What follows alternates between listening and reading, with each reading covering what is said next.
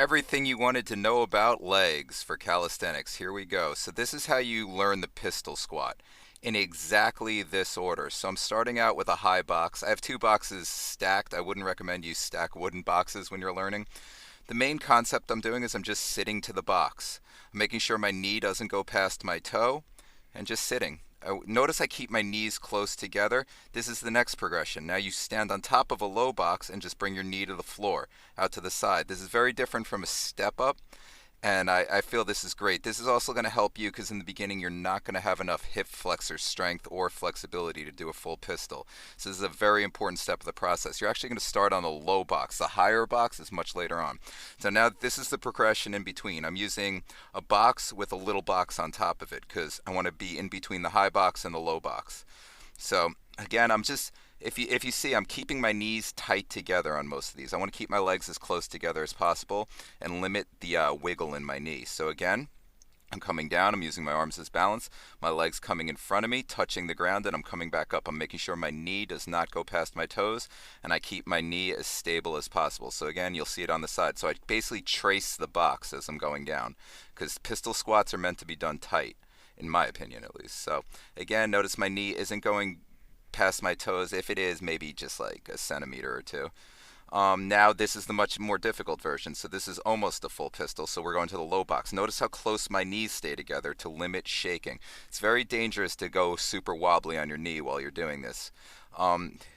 Just don't do it. Try to keep your knees close together and stay as stable as possible. So from the side, you see again, make sure the knee does not go past the toe. Now, how to get the hip flexors strong enough? This is what you're going to do. So this is the basic movement. I'm just doing knee tucks, pulling my knees in from the floor. So now from the side, it's really important that you lean forward as much as possible. Notice my fingers are way past my knees. You do not want to be leaning backwards. It'll take the hip flexors out of this and make this a lot easier. So this is like how you start, and now moving to the straight leg version, because you will absolutely need these at the bottom of a pistol squat. So again, I put my fingers as far forward as possible. You want to be leaning forward during these. This is all core compression. This will help you a lot in your handstands as well.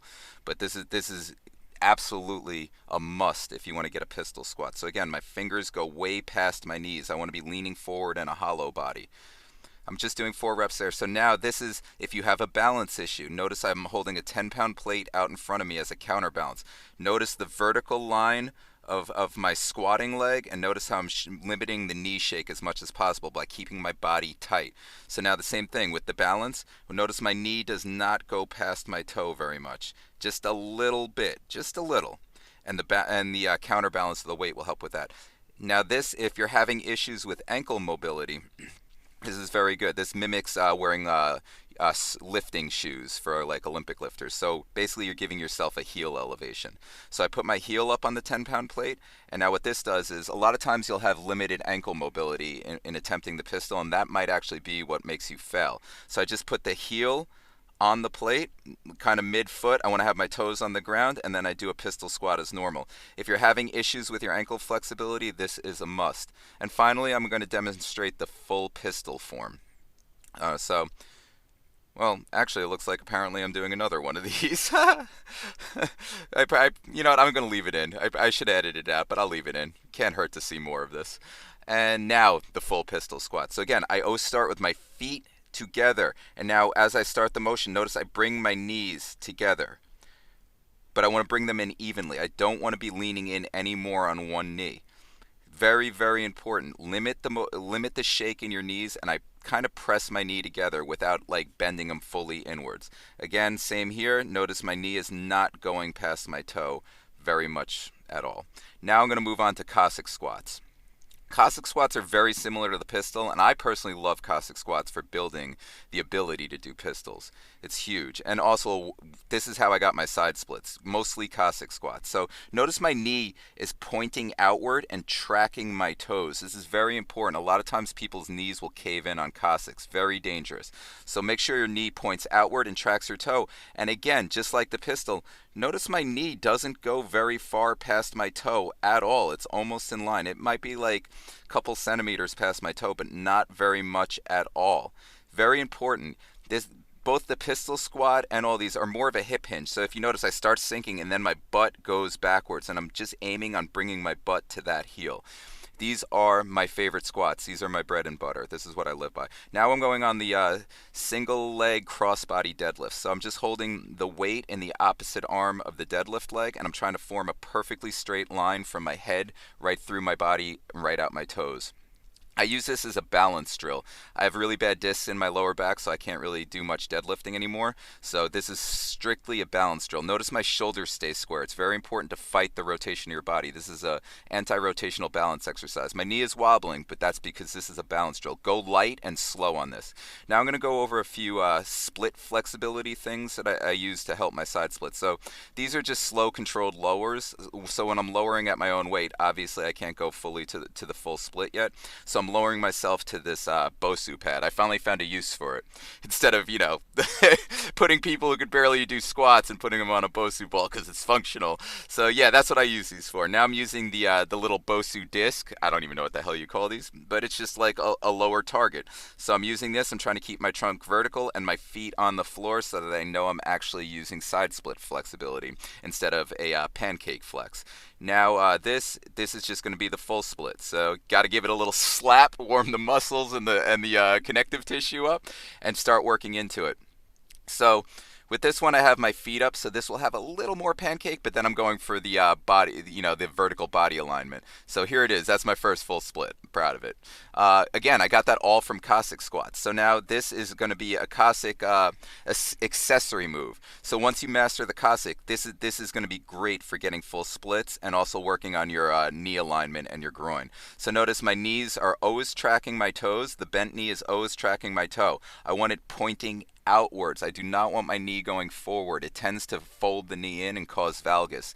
That can be very dangerous on your knees, and you might have issues with this. Something I should have mentioned on the other part is also on a Cossack squat, you want to bring your butt to that heel, and then you want to rise as vertically as possible. So you'll see this very clearly on this slow motion Cossack. I love slow motion Cossacks. They are my bread and butter. I just love slow motion moves in general, but you can really see the form on this. Now watch how I push vertically. I'm not pushing laterally. So many people do this as a side-to-side exercise. Yes, there's a side-to-side component, but no more so than an archer pull-up. Think of these as archer squats.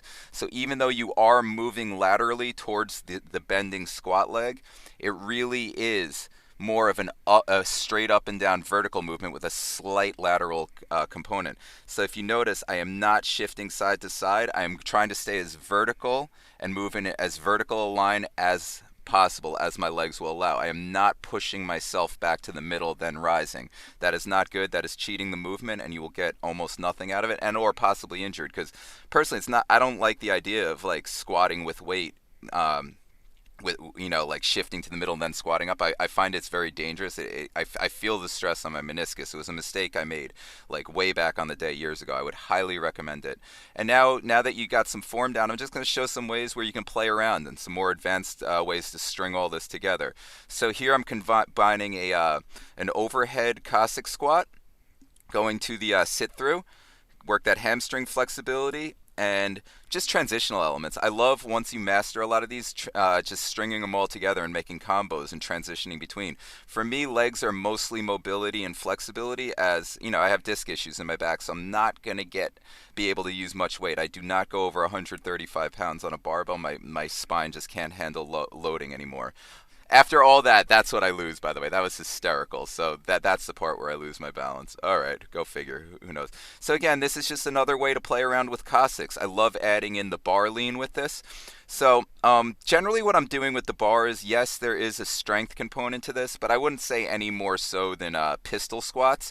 So while I am using a barbell, I'm actually using the barbell for flexibility and extended range of motion and just improving my mobility. It's not so much for weight, because it really just works out to feeling about the same as a pistol squat with the 45 pounds of the barbell. And here finally, this one I'm combining the crossbody single leg deadlift with the dragon tail pistol squat, and then going into the regular pistol squat. Stringing it all together. I hope you got a lot of this. Please ask me questions, and there'll be a lot more tutorials.